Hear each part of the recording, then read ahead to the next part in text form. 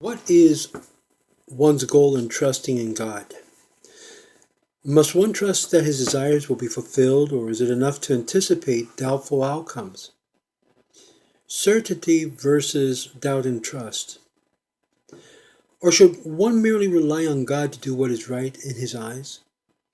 Early and later scholars have wrestled with this question, and some of their opinions are what we're going to be discussing, in this video. The Chazon Ish writes, in Faith and Trust, many have an old misconception regarding trust in God, and pious people are under the impression that the most praiseworthy attribute can be defined as follows. Whenever confronted by any situation, the outcome of which may either be good or bad, one must trust in the good. If one worries about the bad, he is lacking in trust. The Chazon Ish argues that it is incorrect for who can prophesy about the undecided future. Who knows God's judgments in action? It is clear from the words of the Chazon Ish that one who trusts in God need not believe that salvation is assured. But what then is trust in God? The Chazon Ish explains that it is the wholehearted belief that nothing in this world is accidental. Everything takes place by divine decree. Hashgacha Protis. Thus, man shows trust in God by overcoming fear and believing in God's absolute ability to save him from even such a situation which forebodes danger and peril. In other words, by believing in the possibility of deliverance by God, while acknowledging that God may choose the opposite result in man's own interest. Similarly, we read in Pele Yoetz, trust in God does not mean belief that God will fulfill one's wishes and prevent something bad from occurring. Indeed, if one believes in that, he could very well be disappointed, as we see terrible pain and suffering even among the righteous. There are enough examples of trouble and tragedy in the world. The main point is in trusting in God, however, is to believe that everything God does is for the best. Gam Zula Tova, for he alone knows what is good for man. Who is it in the habit of calling evil good and good evil? As in Isaiah 5:20 says, God knows what is best. The best help man to serve God and to prove himself. Therefore, man must accept whatever happens to him and refrain from wasting his energy on trying to fulfill his desires. Neither should he try to force time, worry about the future, become distressed over events.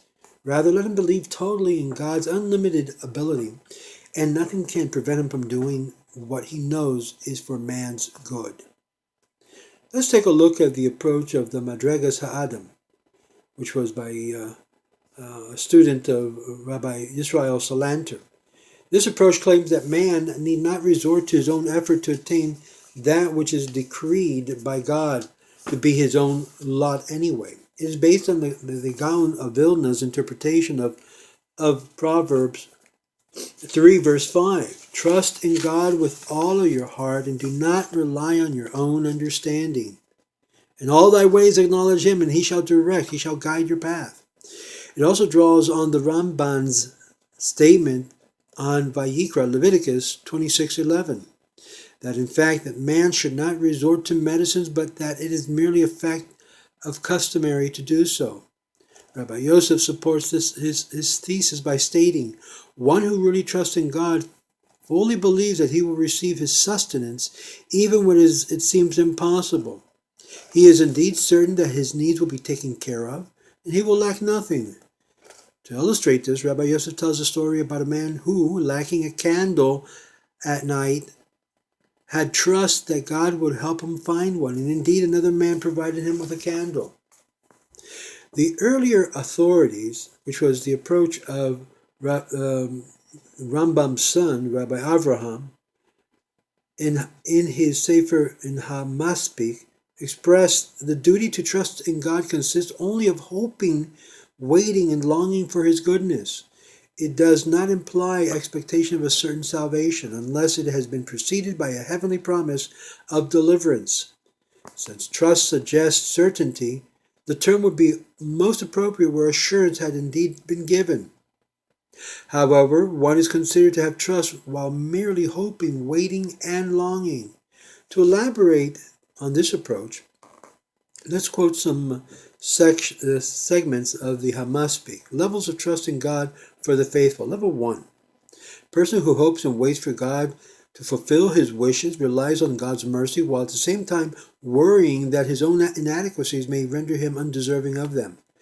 Is still considered one who awaits God's kindness and hopes for his mercy. Such a person is hopeful and fearful in accordance to the verse of Psalms 147:11.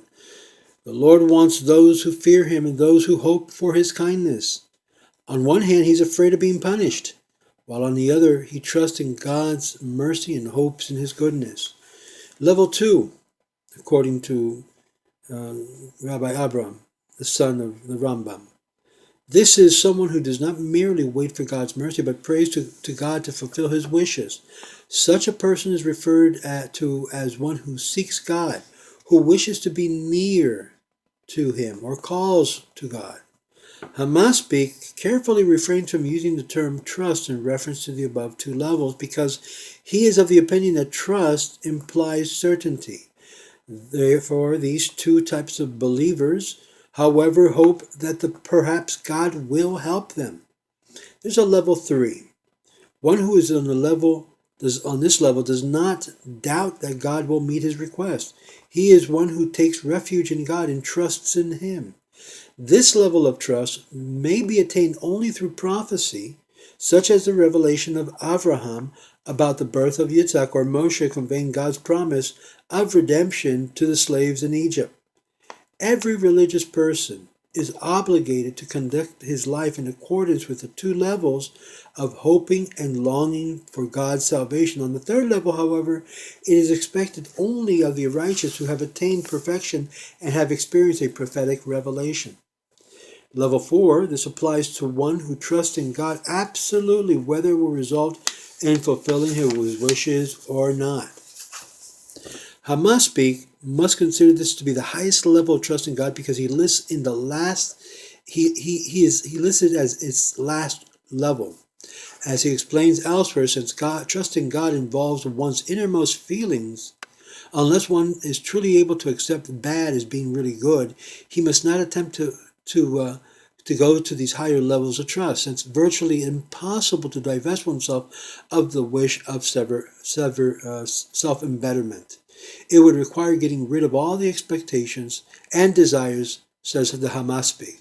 We are left with only two levels. We must trust with certainty only that which God has specifically promised us, such as the coming of Mashiach, the resurrection of the dead, and the reward of the world to come.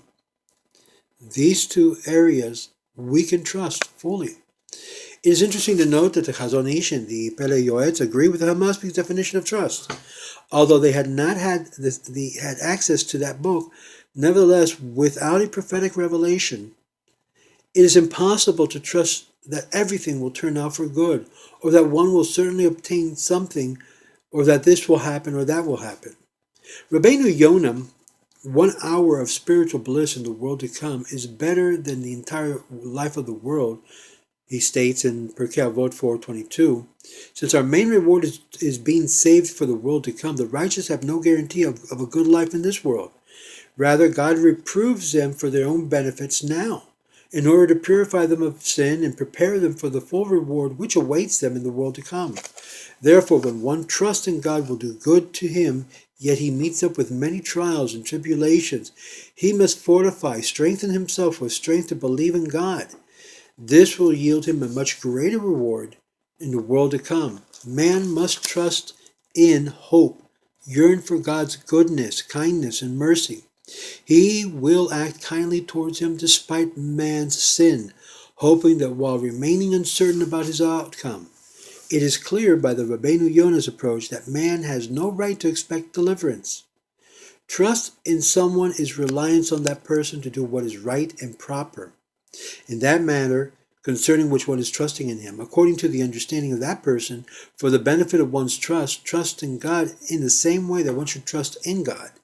Since his trust concerns what is right and proper, in God's eye, man cannot expect all his desires to be met. Yet because God's idea of what is good do not always coincide with man's idea of what is good, Also, sometimes riches are hoarded by or for their owner to his misfortune, as it says in Ecclesiastes 5:12 or Kohelet. And occasionally obtaining a livelihood without trouble is withheld from the righteous man because of previously committed sin, as it stated in Mishle 11:31, Proverbs 11:31. Even the righteous shall be requited on earth. Chevavot, Halevavot, trust in God, says the same thing in chapter 3. According to this approach, man too should not expect to have his wishes fulfilled. Now, Rabbi Joseph Albo, in Sefer HaIkorim, in his writing concerning prayer, states ideas similar to that which we just expressed. He writes, even if one properly prays, it is possible that God will not agree to fulfill his prayers, either as a punishment or because he is aware that fulfilling the request would be detrimental to the person who prayed. Now, when it says punishment, it's talking about discipline, correction. One who prays for his children might have his prayer go unanswered because he may deserve children such as Avshalom, who tried to kill his father David. Similarly, riches be withheld due to the fact, as it says in the verse in Kohelet 5:12, riches are hoarded by their owner to his misfortune. Nevertheless, one shall appeal to God and ask for God's mercy, as did our ancestors. In summary, in conclusion, from the approaches of our early authorities, it is clear that trust in God entails hoping and waiting for God's help, while believing that he will do so as he fits. This resolves the question that was raised from the beginning. There's also room for a third possibility. We presented it there. And it might be best not to think about the future, but to leave everything up to God, who will do what is good in his eyes.